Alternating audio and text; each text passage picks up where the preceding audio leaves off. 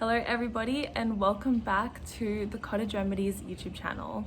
I'm Emily and today I'll be talking about my own opinion of the carnivore diet based off my experience.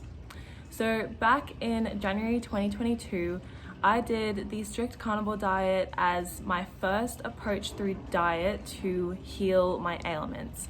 I talk more about my own story in my last video. If you would like to watch that, I'll link it in the description. So I actually only stayed on it for 6 weeks, and that's not because I gave up on the diet altogether. I actually switched into the GAPS diet afterwards, but this is because, and as I said, this is my own experience and my own opinion of it, but when I was on the diet, so the carnivore diet is just consisting of animal products and they're usually cooked. So you'll have the muscle meat, you'll have your eggs, your butter, your salt, and your water, and that's the most part. Most carnivore dieters don't actually have any honey or dairy, and that's what I did. I didn't have any, and no carbohydrates at all, and no dairy. So I do believe that this diet can help people short term, as it is showing to actually do, but I do believe that long term it's definitely missing enzymes and bacteria. So unless you include dairy, or unless you drink the eggs raw instead of always cooking them, you aren't really getting any enzymes unless your steak is not overly cooked. But for the most part, most of the enzymes are actually destroyed when they cook their food.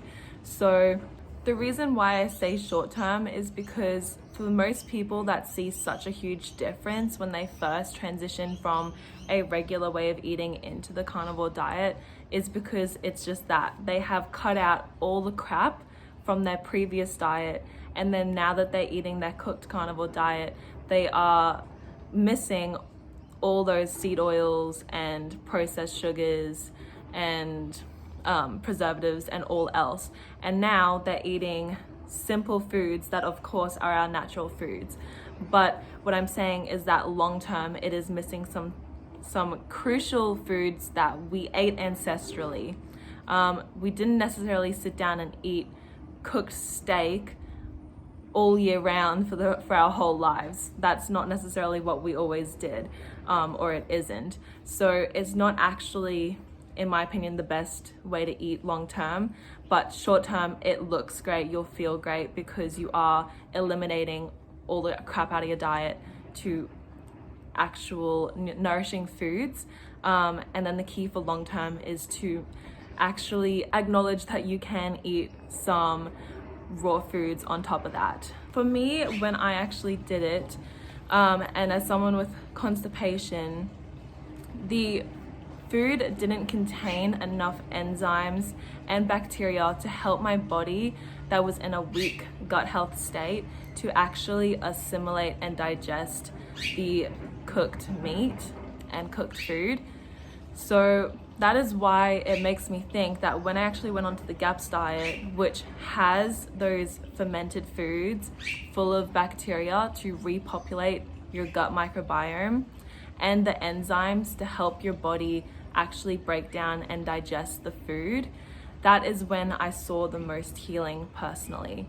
And mind you, they aren't too different. I actually did a more no plant GAPS style where I had very, very few vegetables, very few fruit.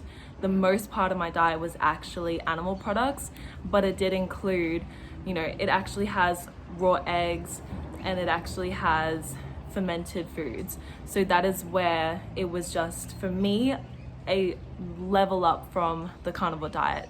And it also has raw dairy and fermented dairy, which has so many benefits. So in the carnivore diet, the diet itself is missing a lot that as humans we always ate. We always ate fermented foods and we always ate raw foods. So in the cooked carnivore diet, there is no raw foods.